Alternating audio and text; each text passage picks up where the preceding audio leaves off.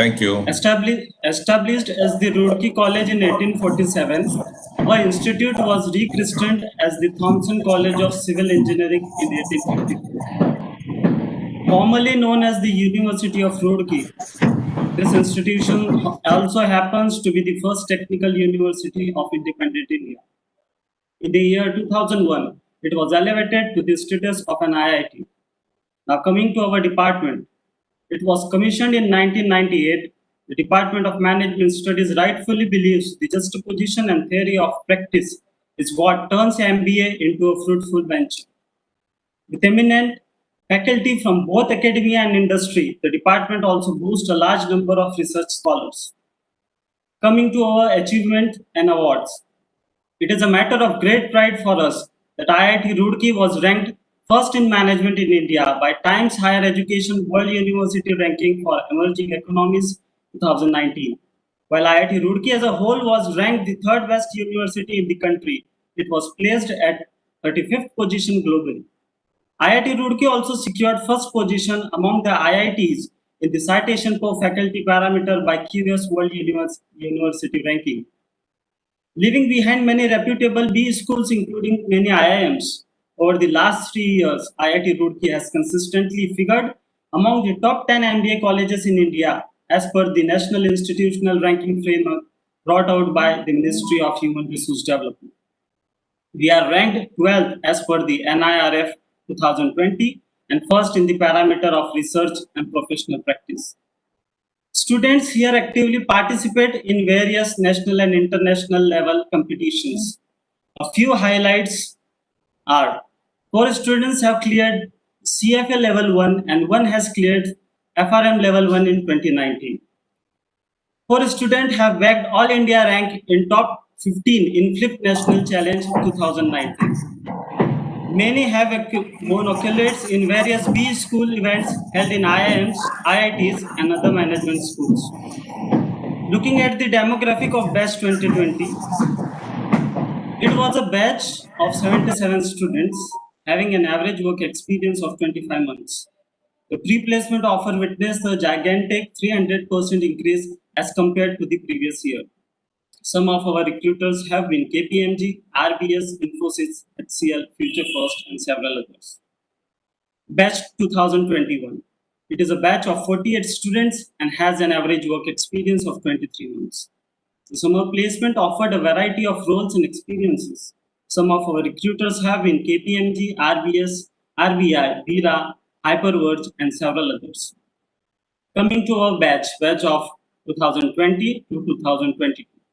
It is a batch of 71 students, including 43 freshers and 23 students having work experience.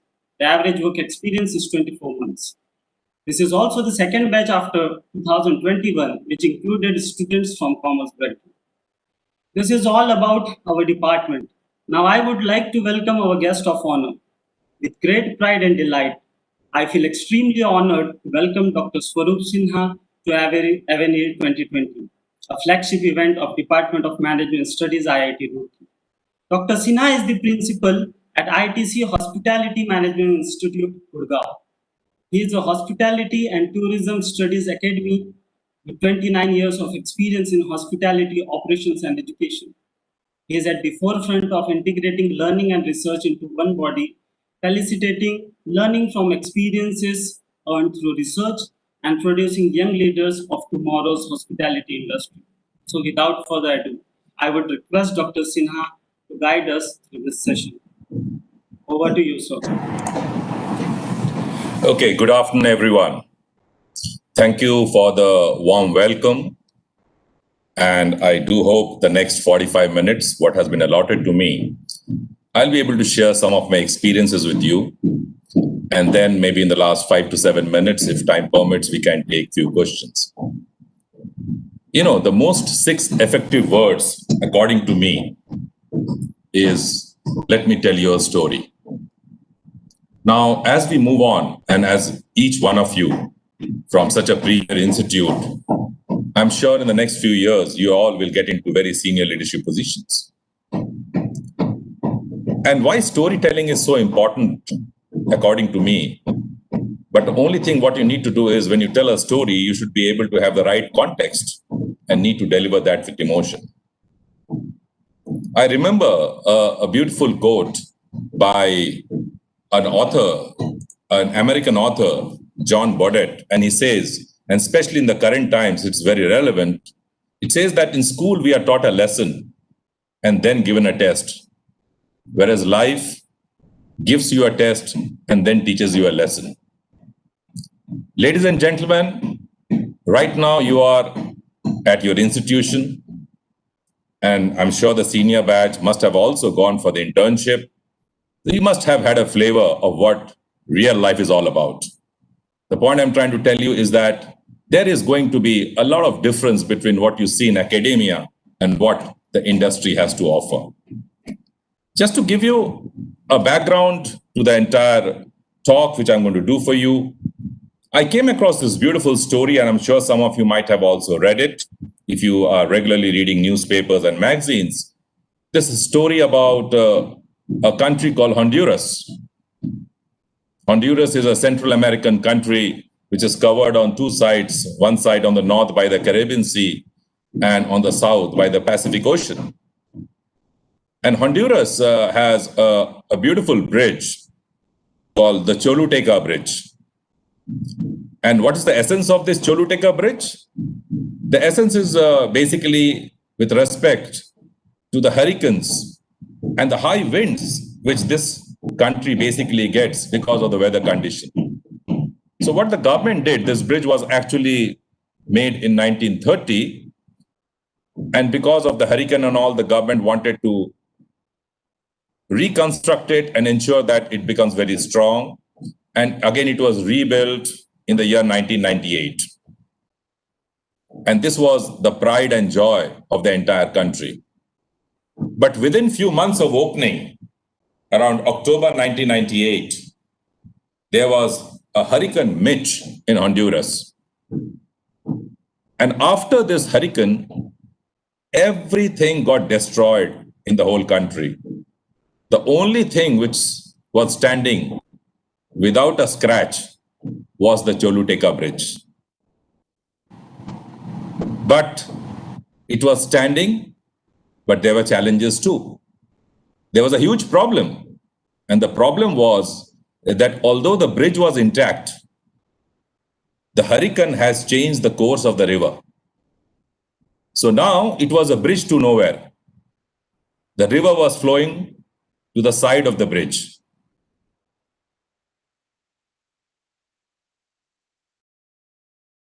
It also washed away.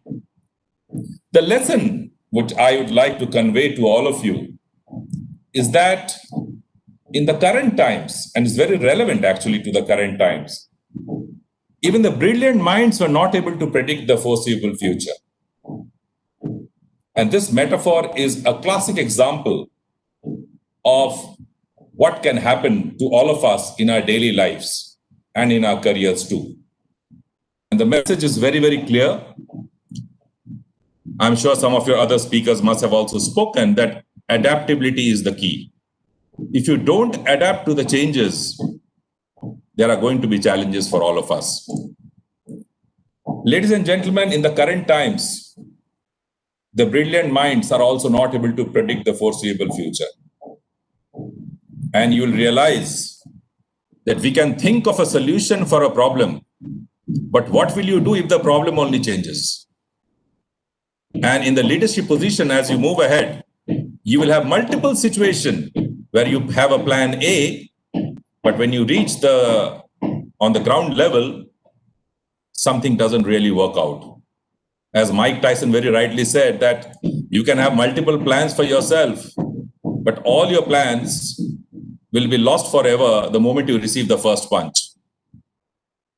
And as we move on to the industry, we might have plan A, plan B, plan C, but what will make a major difference for each one of us?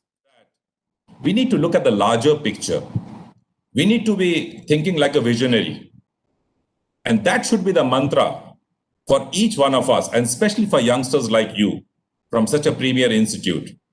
Remember one thing, there's a word called future. And the meaning of this word future is changing very fast. And in the current context, future is reaching to us, to our doorsteps, without any notice. So, from the student perspective, my advice to each one of you will be that the focus during education should be on two aspects. One is to have a knowledge, which is very critical, which I called as a well-filled mind.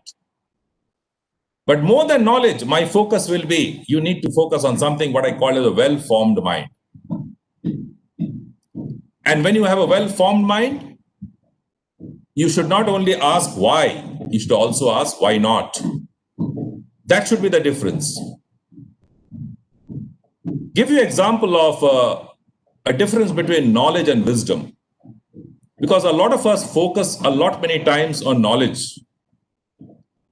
Let me give you an example so that you remember it. You know, tomato is a fruit. All of us know that. Tomato is a fruit. That's a knowledge. But we don't use tomato in a fruit salad. That's a wisdom.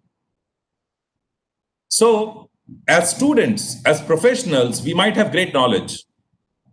But what we need to use at which scenario makes all the difference. And whatever has happened in the last 6 to 7 months, I only remember the quote from Lenin, who says that there are decades where nothing happens, and there are weeks where decades happen. No one has thought about that we are going to interact with all of you over a webinar. You would have loved to come to your campus and spoken to you in your auditorium. But the situations are such that we have adapted to this. And as leaders, let me tell you, the focus on learning and development has to be right on top of your head. Because organizations which focus on learning and development, I can tell you, will always perform better. And there is something called the liquid learning model, which you can always look at it, what this is, where there has to be a blend of something called online and offline. And as leaders, we all need to focus on learning all the time, because learning is dynamic, and what we learn today will be irrelevant tomorrow. You also need to understand that the generation is changing very, very fast. In our times, we used to have a generation of our grandfather, then the generation of our parents, and then our generation. If you look at your own family, maybe, if you have 2 or 3 brothers and sisters with the age gap of 3 to 5 years, actually all 3 of you are of different generation. So things are changing very, very fast. Let me give you some data. Since you are so young, let me give you some data so that you're able to relate better. If you look at the population of our country, about 1.3 billion, about 50% of the population is below the age of 25, wherein most of you fit in actually. And 65% of the population is below the age of 35. This year, 2020, India is one of the youngest nation in the world. Our average age is only 29. And if you look at countries like Australia, China, their average is around 37. USA is around 38. UK is around 48. Sorry, Japan is around 48. UK is around 40. And the list goes on and on and on. But the challenge is that we are going to have this demographic dividend, what we call it, or the advantage, only till 2040. So we have 20 years. And those of you who follow news must have also come across something called the National Education Policy 2020. Although it came after 3 decades, the last one was in 1986, which was reworked in 1992. But finally, after 34 years, we have got the National Education Policy. And the National Education Policy also talks about 2040 as the year where most of the recommendation and suggestions needs to be implemented. So technically, the point I'm trying to tell you is that in the next 20 years, each one of you will be in a position of power, leadership, and responsibility. So what are your plans? How are you planning to take this next 20 years? Obviously, this National Education Policy is going to be a watershed moment for higher education. It might not impact me and you directly, but obviously in the position of leadership, and if it's being implemented properly, this is going to be groundbreaking. Currently, we always talk about academia and industry gap. This policy, those of you who have read it, and I would recommend all of you to read it actually, it's about 60 pages. It will give you a different ideation as to what education should be. It talks about multidisciplinary education. It talks about focus on faculty. It talks about international accreditation. It talks about the focus on research, and the list goes on and on. So in a leadership position, you need to learn all these things. And with this, I come to the next point, which every leader need to focus on. Those of you who have been on internship must have come across this challenge. And I quote the GE chairman, Jack Welch. In 1990, he propagated something called reverse mentoring. But generally, when we talk of mentor and mentee, we always think the mentor has to be a little older and the mentee has to be a little younger. But let me tell you, as we move forward into the 21st century, into the new decade, reverse mentoring is the only way forward. I believe that. And the faster the senior people believe it, I think it's going to be good for all of us. Because I look at it from two perspectives. As youngsters, you come with fresh thoughts, you have fresh eyes, you have open minds, and you have an instant link to the future. And these are the 4 or 5 things which can easily be used for the organizational advantage. But now the point is that when do we do it? There will never be an ideal situation, let me tell you. And I quote the motivational speaker, Joe Sevard, when he says, "Don't wait for the perfect moment. Take the moment and make it perfect." We will never ever have an ideal situation, let me tell you. Never ever. We will have to ensure that whatever we have with us, we need to take it and move forward. And that's why it's always said that leadership is not a noun, leadership is a verb. So we all believe in action, not on words. So whatever you want to do, go ahead and do it. I came across a beautiful story, and there was a business magnate, and someone asked him in a seminar like this, "So what is the secret of your success?" And in a very cool-minded way, he answered, only 2 words. He said, "Right decision." Then obviously the next question which the student asked was, "How do you take a right decision?" He said, "1 word, experience." And the next question came from the student again, "How do you get experience?" And the business magnate said, "Wrong decisions." So ladies and gentlemen, the point I'm trying to tell you is that we should not be afraid of doing something wrong. There are 2 ways of looking at it. We can always say it's a wrong decision. Or maybe you can say, every time you do something wrong, it's a lesson for you. And that's why I quote Albert Einstein, who says that the only source of knowledge is experience, nothing else. So as you get your hands dirty, you smell the soil, you will become a better professional.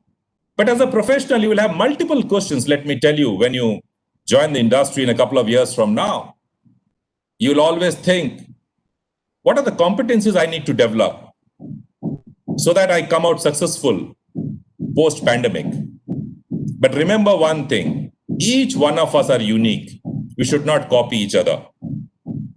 So what you need to do in the next few years, you need to go on an expedition of self-discovery with professional challenges.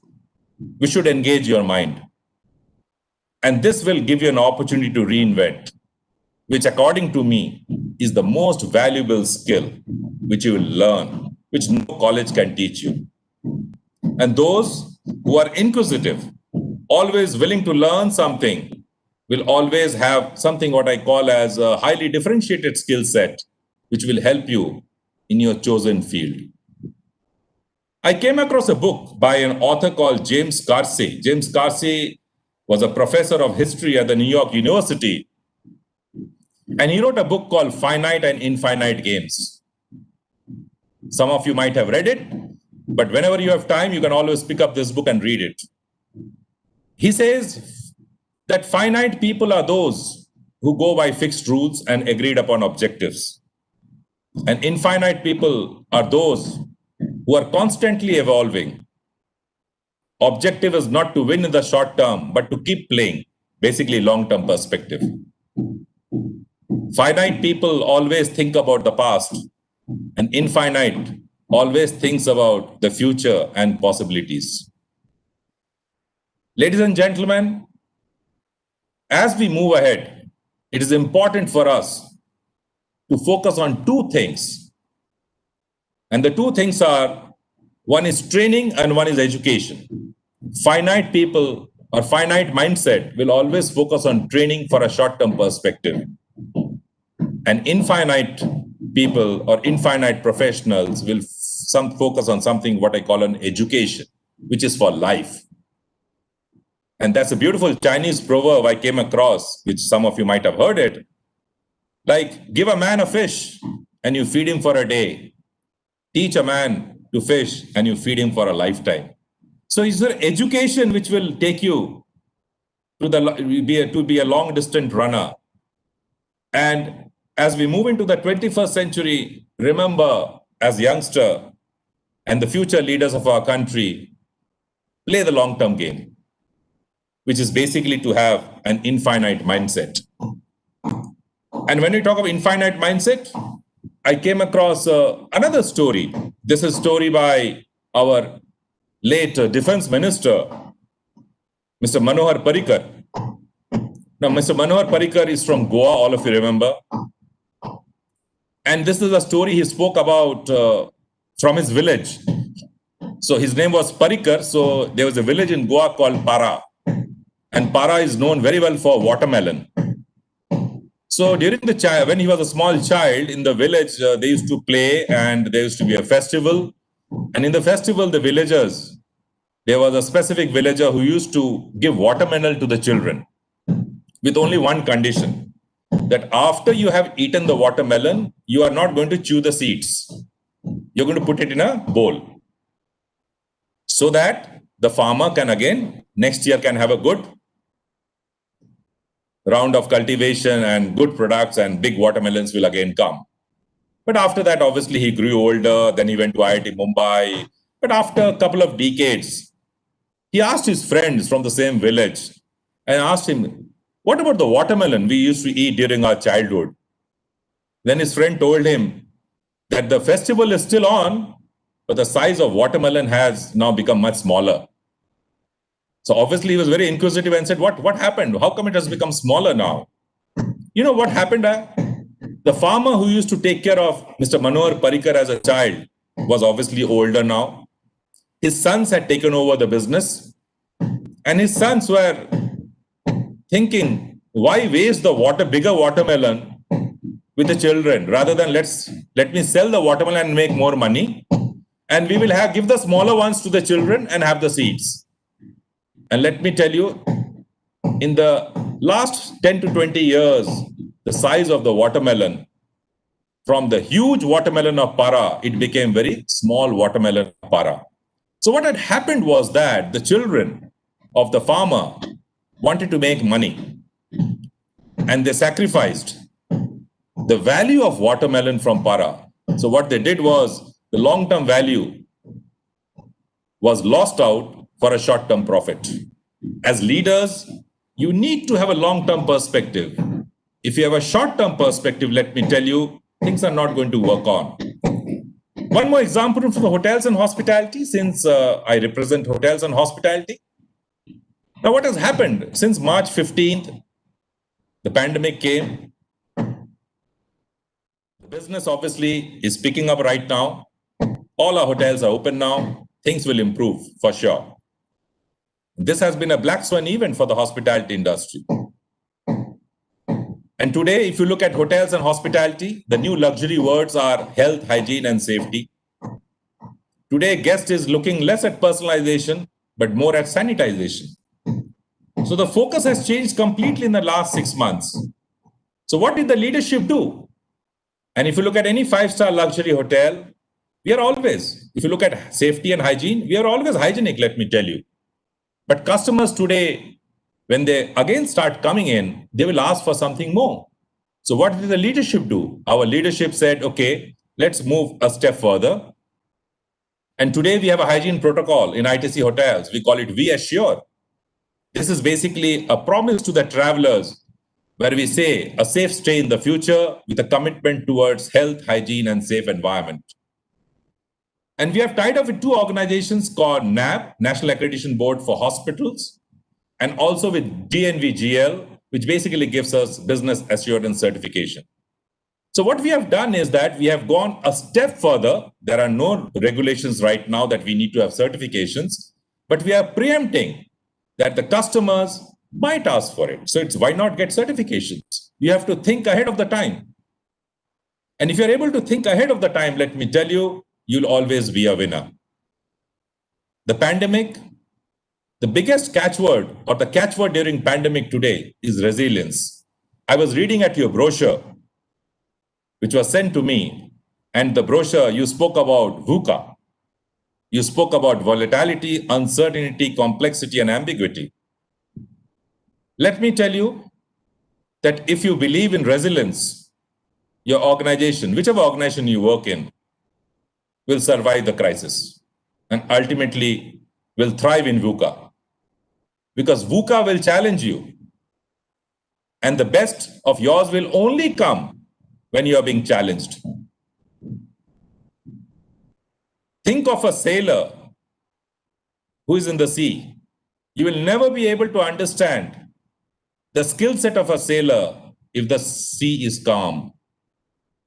Only when there's a storm, you really understand how good the sailor is. Today, there's a storm. And I think all of us need to look at it as an opportunity as to how we can come out on the other side of the pandemic as a success story.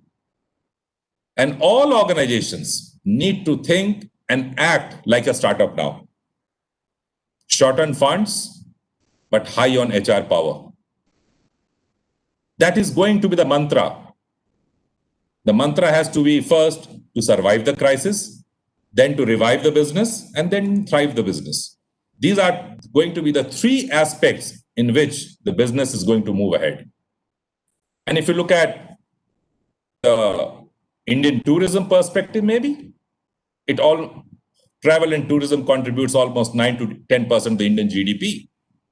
And when we talk about the 5 trillion economy, which our Honorable Prime Minister is talking about, I think tourism needs to play a very, very critical role. But how will the tourism come back to the February-March 2020 scenario? And most of the experts are talking that, yes, we need to get it back. And the only option currently which comes to my mind is to get the domestic tourism back. Just for your information, India has outbound Indian domestic tourism, means people who travel outside India. It's about 24 million, which contributes almost approximately 25 billion US dollar. So even if you're able to get 50 to 70% of these domestic tourists, I think the tourism industry will survive. And I quote our Honorable Prime Minister when he spoke from the ramparts of the Red Fort on 15th August 2019. And I quote, he said, by 2022, before India celebrates its 75th year of independence, I would like to request that all of you should travel to at least 15 local tourism destinations. If you listen to our Prime Minister, and if you all start visiting our own country, let me tell you, first of all, we have to bring in confidence within our own nation, within our own people. Then only we can expect people from other countries to come in. Ladies and gentlemen, we are going through a tsunami of change in the way we perceive leadership. And it will be appropriate for me to share some of my learnings, and I will just focus on 4 or 5 learnings because of constraint of time. And these learnings, which will help you to facilitate your transition, because my hindsight could be your foresight. Because I've gone through it in the last 3 decades. The first one I'd like to focus on, you need to have a vision for yourself. And for everything, I'll give you one example so that we can move faster. You need to have a vision, and the vision should be something what you must have learned in your MBA class. You need to have SMART goals. And I come across a vision of John F. Kennedy when he spoke in the joint session of Parliament, in the Congress actually, on May 25th, 1961, when he said that I believe that this nation should commit itself to achieving the goal before the decade is out of landing a man on moon and returning him safely on Earth. This was in 1961. And if you remember, July 20, 1969, 3 of them actually reached the moon. 2 of them landed on the moon. We all know about Neil Armstrong. The other person is Buzz Aldrin. And the third person who remained in the capsule, Michael Collins. You need to have a vision with specific time goals. There's no point having a vision without any timelines. It doesn't work. The second I would like to quote, there's a book by Jim Collins. It's called Good to Great. If you have read it, very good. If you have not read it, I recommend all of you to please read it. It talks about all the successful organizations. And in this book, Good to Great, Jim Collins talks about something called mirror and window. Just to cut the story short, he says, as a leader, anything good happens, look out of the window. Look out to your staff members, your team members. And if something goes wrong, look into the mirror, because in the mirror, you can only see yourself. As a leader, you should be able to take the bullets. And all the good things should go to your colleagues, to your staff members, to your subordinates. And remember one thing, people will respect you as a leader if you're able to do the job of your subordinate. If you are not able to do the job of your subordinate, when the time really wants you to do, your respect will come down. So getting your hands dirty is very, very critical. The third point I would like to focus, as a leader, networking is very critical. And I look at networking as something as your net worth actually. And the example I like to give over here is, networking is all about relationship. You must have heard about 9/11, I'm sure all of you. You know about 9/11. And the gentleman, on his first day on duty as a national operational manager, his name was Ben Sliney. He was earlier the former US Federal Aviation Administrator. When he came on duty, the first thing he got to know that planes have been hitting the building left, right, center. He didn't know what to do. There was no rule book because earlier it has never happened. So what he did was he used his relationship. And all planes in the US airspace were grounded within 4 hours. And it only worked because of his network. So not every time in life you'll have a handbook to refer to. It's your network, which is your net worth. The fourth one, as leaders, we should be able to talk to our subordinates by sharing the right context. And why I say right context? Because if you look at leadership, I look at leadership as something which you call as a performing art. It has got 3 aspects: intent, content, and delivery. Intent and content is there everywhere. Everyone has got the intent and content is all available. But it all boils down to delivery. How you actually deliver your thought process. If you're not able to do the delivery properly, let me tell you, your intent and content is of no use. And I quote a book by Chip Heath and Dan Heath. They wrote a beautiful book called Made to Stick. And in this book, you will come across a thesis titled Curse of Knowledge by an MBA student like you called Elizabeth Newton. And she was doing an experiment at the Stanford University in 1990, and it was called Tappers and Listeners. So her sample size was 240. where she said, okay, 120 will be tappers and 120 will be listeners.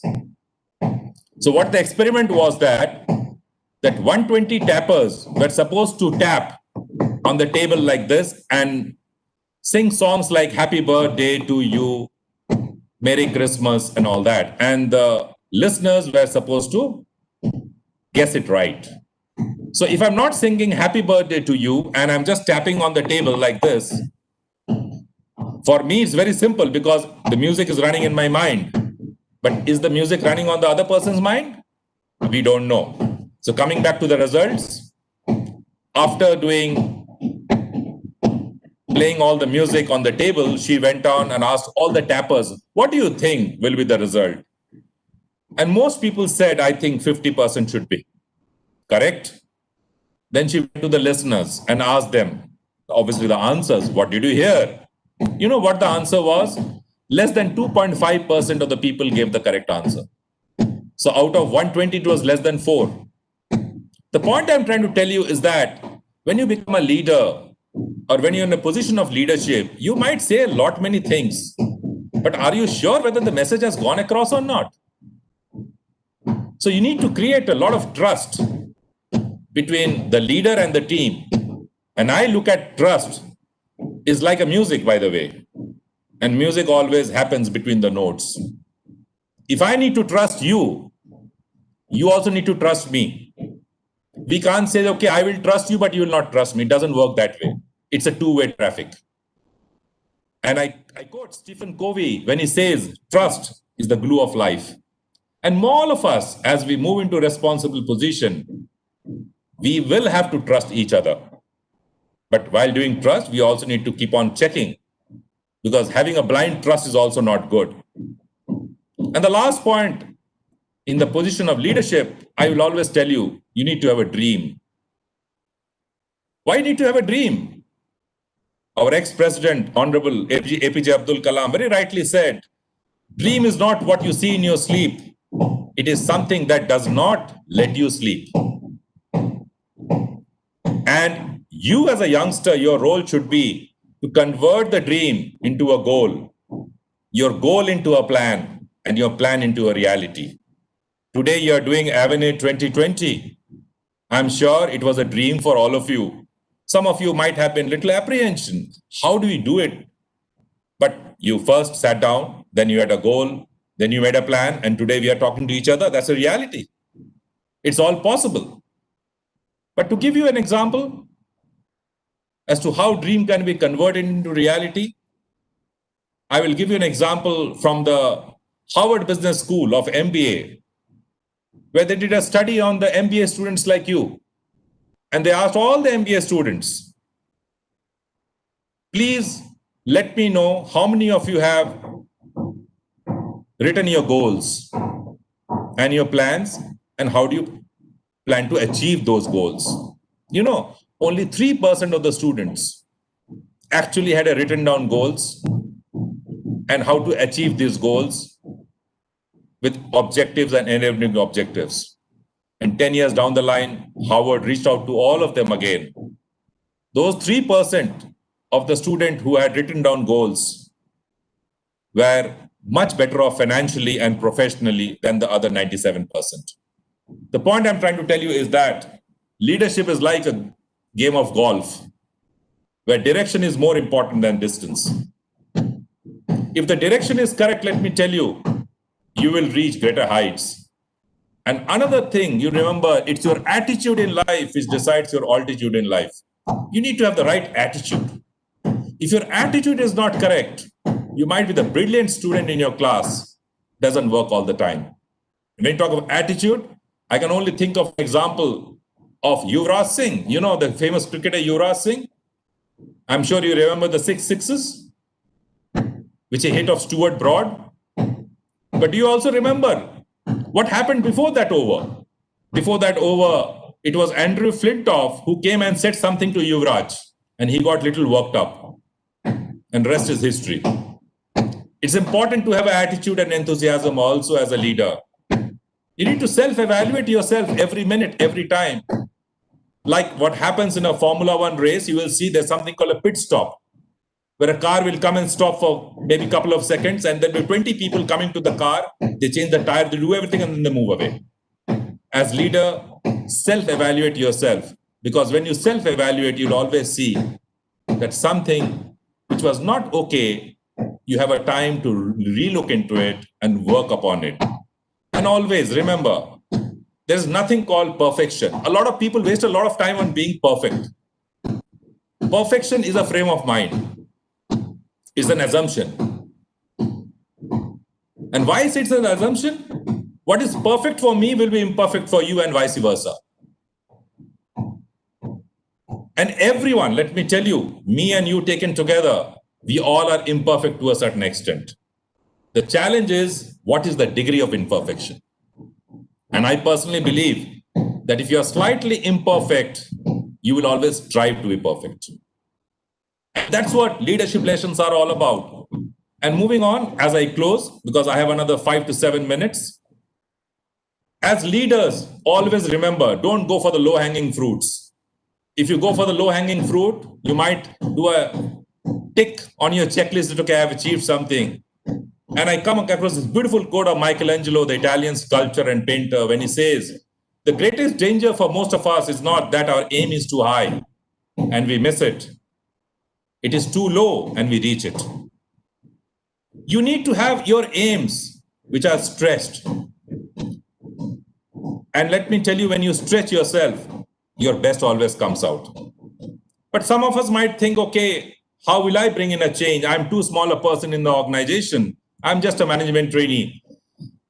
I've just joined the organization maybe a few months back. How will I make a change? For this, I quote Dalai Lama when he says, if you think you're too small to make a difference, try sleeping with a mosquito. A mosquito is very small, but it makes your life miserable, by the way. This morning, before we attended all the session, I'm sure all of you must have used a bit of perfume and deodorant. It was less than 1 drop, by the way, if you look at it. But the fragrance of your deodorant and your perfume permeates the entire room the moment you walk in. It was very small. Think of when you get up in the middle of a night. What do? You first put the night lamp or the 0-watt bulb, and it lights up the entire room and the darkness goes away. Think of your mother. She cooks meal for you every day. Right now, you're all work from home. She uses multiple ingredients, but one ingredient which uses the least, but makes all the impact, is salt. The point I'm trying to tell you is that it's not about the quantity, it's about the quality. And as leaders, you need to say and ask yourself, what is your story? And in conclusion, I will say 3 things for you. First of all, leadership is not a position to be attained. It's a service to be given, what I call as servant leadership. I'm sure you must have read in your MBA class. And second, you will face criticism as a leader, let me tell you.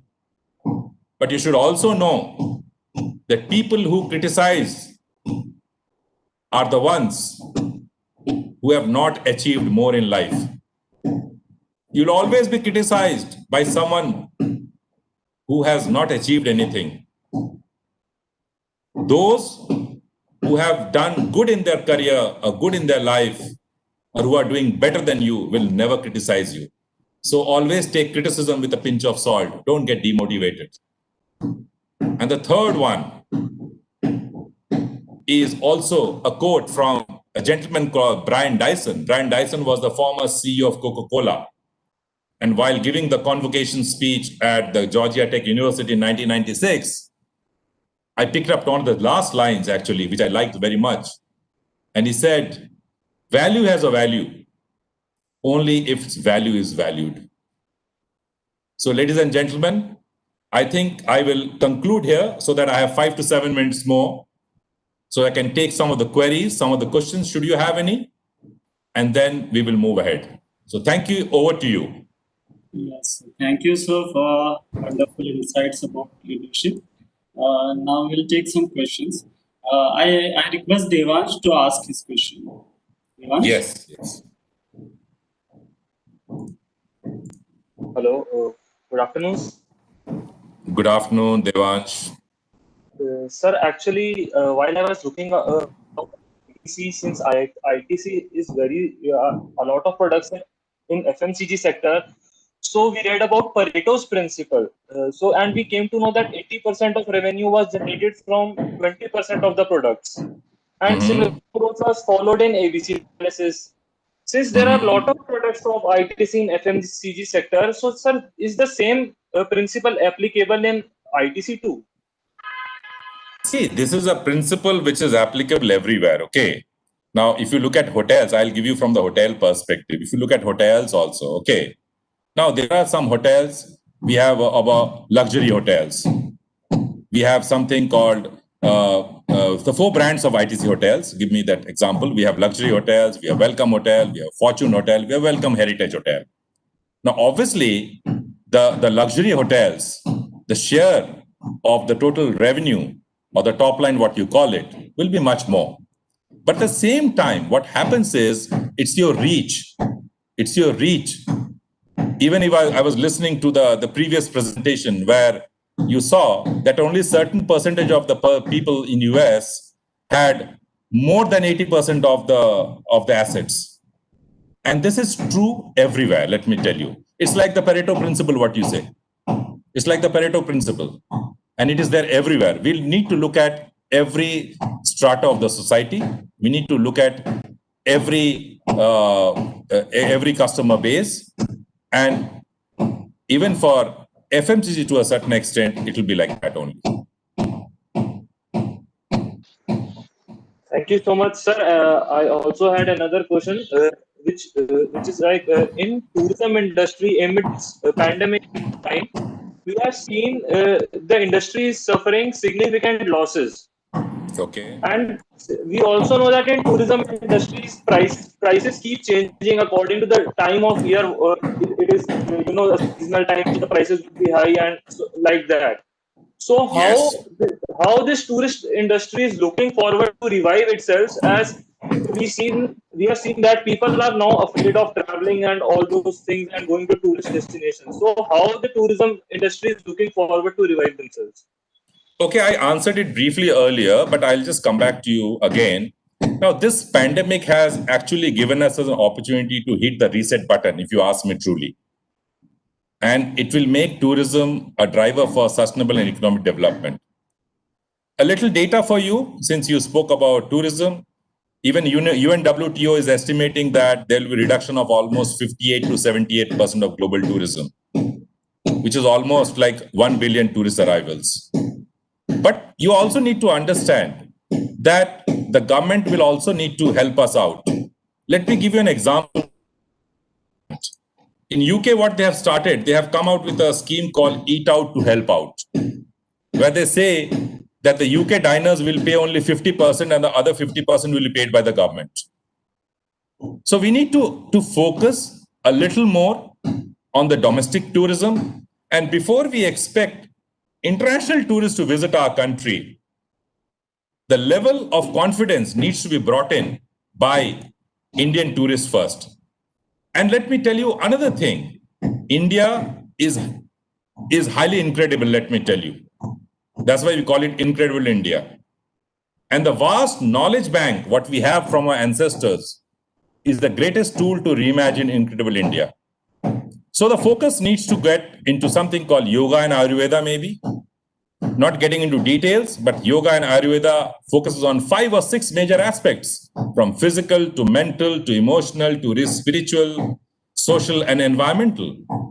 And if you are able to do all that, I can only tell you that the tourism industry will come back to the 2019 level. But yes, the consumption patterns will change and buying experiences will also change. But at the same time, if you look at it, there have been multiple, like if you watch television regularly, ITC Hotels came out with a program, 5-Star Kitchen, where it happened around August, September, where we said, okay, customers are not able to reach out to our hotels, we will reach out to your homes. So this was a program for almost 6 weeks, where all our chefs from all our hotels were there live on Star Plus, across all the channels, and we were able to reach you. Plus, we are also getting into multiple business opportunities. If you visit our website, itchotels.in, you will find that we are into multiple businesses. So this is also an opportunity, as I said, to press the reset button and to see to it as to how can we thrive and survive during these trying times. Yes, sir. Thank you so much. But as you told us that you look to change your operations by going to their home instead of calling them to their hotels. So as you This we were doing in the month of July, August. So right now, let me tell you, all our hotels are open, and we are waiting eagerly for all our customers to come back so that we can continue the great service with all the service protocols and hygiene protocols. So, sir, that's I was mainly asking that is there a need for the tourism industry to change their operations and how they would be deciding upon their pricing schemes? Would it be the same as it was followed like the seasonal time it would be higher or there would be a constant price all throughout the year? Okay, just to answer your question, currently the travel, tourism, and hospitality industry is looking at getting the occupancies back. We need to look at one step at a time. First step is to earn the confidence. Once we earn the confidence, then we will look at earning the revenues. If you don't earn the confidence, how will you get the customers back in your hotel? So now it is getting the confidence back. Business can wait for a certain more time. We have waited for 6 months, we can wait for a few more months. And let me tell you, we Indians can't be kept apart for long. We thrive when we are with a family. And this is a season actually of Deepavali, Dashera, Christmas coming up. And I'm sure things will improve. And we do certainly hope, because it's all about hope. No one knows. When it started in February, March, we all thought it will get over by May. So now no one actually knows when it will get over. Maybe we have to now stay with COVID only. We have to learn to stay with COVID. And we have learned a lot, let me tell you. We have learned a lot. And what they are teaching you, they are teaching you to be a little hygienic. They are teaching you to maintain a distance. In short, what they are telling you, be disciplined. That's all. And there are two words actually in the English dictionary which adds up to 100%. One is discipline, other is attitude. So if you take A as 1 and Z as 26, and if you add up all, these two are the only words which add up to 100. Hard work, skill, knowledge, they don't add up to 100. So I think it's your discipline and attitude in life which will make all the difference. And as Indians, I think we will come up to the level of expectations, and we will have the tourists back in our hotels, the hospitality industry. And I'm sure you're aware of the fact that travel, tourism, and hospitality contributes almost 9 to 10% of the GDP, which is a huge amount. And we do hope that that things will be much better off as we move ahead. I hope I have answered you, Devansh. Yes, sir. Thank you so much. Thank you so much. This was pretty clear. And the beautiful photograph you see behind me is our beautiful hotel in Bangalore, ITC Gardenia. And Yes, this is the hotel which has got a LEED Platinum rating. One of them. And if you ever visit this hotel, you will understand what environmental safety concerns are all about. So what I'm trying to tell you is that it's not always about making revenues. Yes, it's important to make revenues, but more than anything else, first we have to earn the confidence of our esteemed customers, esteemed guests. And once you earn the confidence, there's no looking back. Thank you, sir. Thank you for sharing your valuable time and precious knowledge with us and for enlightening this session. As bidding manager, what we need to experience along with learning is to develop skills in our chosen field. Since less training and education are truly the two aspects we will focus on. There is no knowledge without learning and no wisdom without experience. Thank you, sir, for elaborating on this aspect. Nothing could be great than gaining knowledge from you. This precious knowledge will be with us for time to come. Thank you, sir. Thank you so much. And Thank you, Harshad. if we talk about Avenir, sir, Avenir means growth. And the best way to add meaning to the event would be to help someone grow. There is no better helping hand for growth than education. Through our initiative, Breaking Darkness, each year starting from this year, Tom should be donating a sum to Hope Foundation for sponsoring the education of underprivileged girl child in the honor of the guest speakers gracing the conclave. So thank you, sir. Thank you so much. And our batch have something for you.